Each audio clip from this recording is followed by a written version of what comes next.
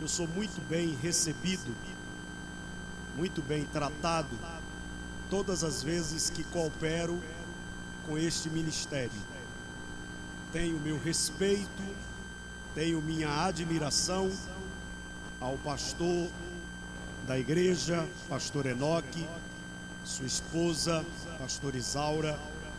São pessoas respeitáveis, são pessoas que amam a Deus e têm compromisso com a sua palavra.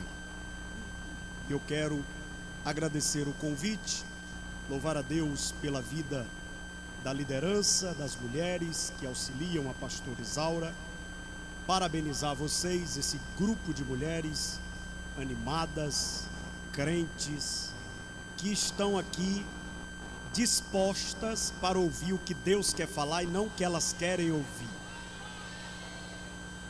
Nós estamos em uma geração mal acostumada, uma geração que quer dizer para Deus o que quer ouvir, uma geração que quer escolher a comida.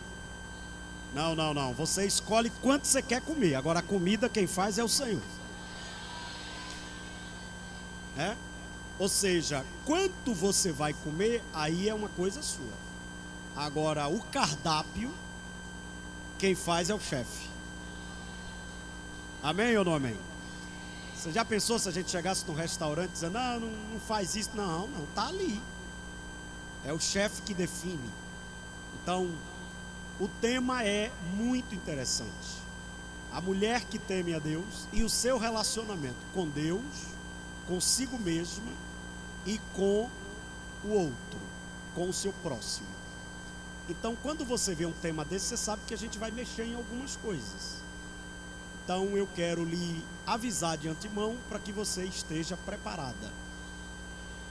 E se, não é que vai acontecer, mas se acontecer, que a palavra falar muito forte com você em algo que Deus está querendo lhe tratar, aí eu vou lhe dar um conselho: não feche a cara, senão todo mundo vai perceber que é com você.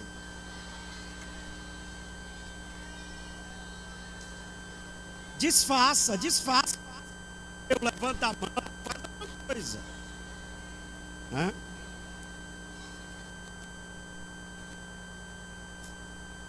Esses dias foram bem corridos. Eu estava no interior do Rio e voltei, mas hoje pela manhã eu busquei de Deus uma palavra, um texto, que a gente pudesse meditar nessas questões de relacionamento e temor. Porque o relacionamento já é complicado por si. Não é fácil se relacionar. Não é fácil. Para você ter ideia, não é fácil se relacionar com a gente mesmo. Tem dia que você não se entende. Tem dia que você... Aí sim, Deus operou aqui. Tem dia que você não se entende.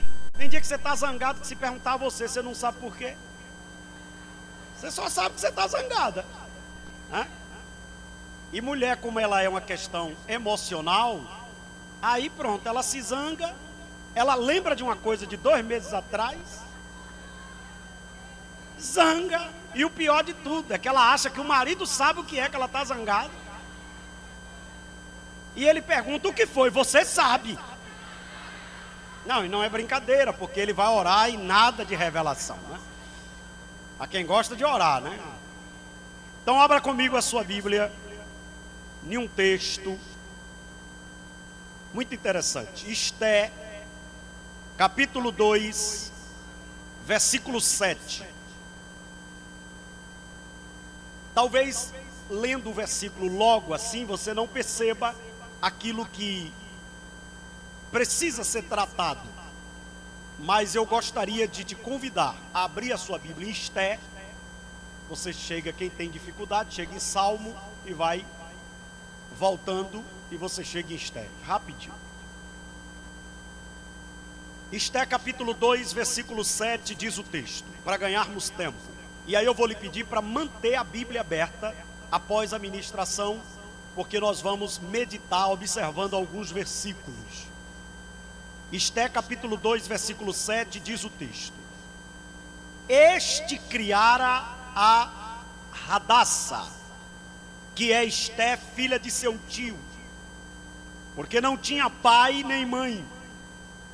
Ela era jovem, bela de parecer e formosa. Por ser órfã, Mardoqueu a tomara por sua filha. Muito obrigado, podeis sentar as que estiveram de pé, estão de pé.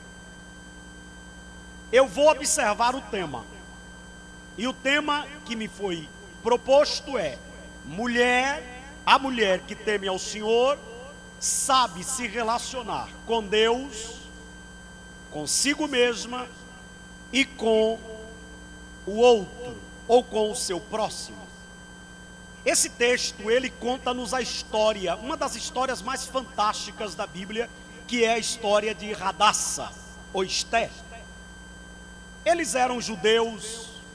O texto não diz porque eles resolveram continuar ali. Eles já não eram mais cativos, mas eles não retornaram com os cativos. Eles foram com os cativos, mas não retornaram. Eles não fizeram parte do Salmo 126, aqueles que voltaram do cativeiro. E eles moravam naquele lugar. A fortaleza de Suzã era um palácio em que o rei Assuero, que era um homem poderosíssimo, ficava uma parte do ano. E lá na fortaleza de Suzã morava um povo, que era o povo judeu. Dentre estes, existia um homem chamado Mardoqueu, ou Mardocai em algumas traduções. Este criava uma jovem, que o texto diz que ela era bela, ela era formosa, mas ela não tinha pai, ela não tinha mãe, ela era órfã, ela era prima de Mardoqueu de segundo grau, porque ela era filha do tio de Mardoqueu.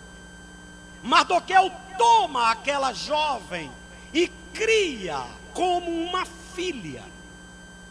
E ela agora entra em cena diante de uma orientação do seu parente, do seu pai de criação. A Bíblia fala que Vasti era uma rainha que não tinha noção do que a sua atitude iria lhe provocar. Ela é convidada pelo seu marido para ir a um banquete e ela não vai. É claro que a ideia do banquete era errada. A ideia de Assuero era apresentar a beleza de Vasti. Segundo os estudiosos, Vasti era uma mulher muito bonita. E ele faz um banquete de vários dias.